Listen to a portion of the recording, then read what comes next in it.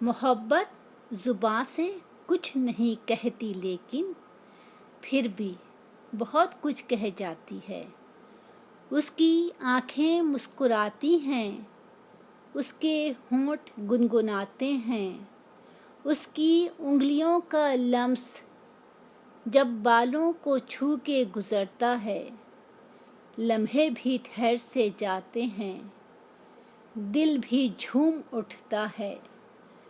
محبت زباں سے کچھ نہیں کہتی لیکن یادوں میں جلترنگ سے بچتے ہیں، پریاں سی ناچتی ہیں دل میں، سرگوشیاں سے کرتے ہونٹ پھوار بن کر برستے ہیں۔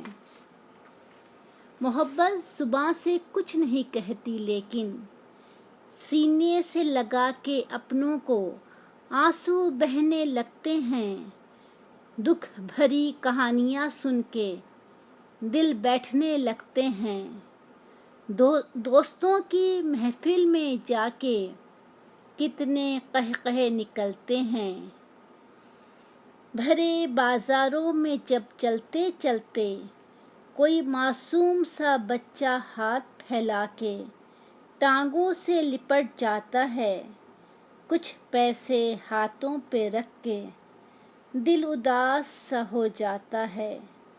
محبت کچھ نہیں کہتی لیکن محبت بہت کچھ کہہ جاتی ہے۔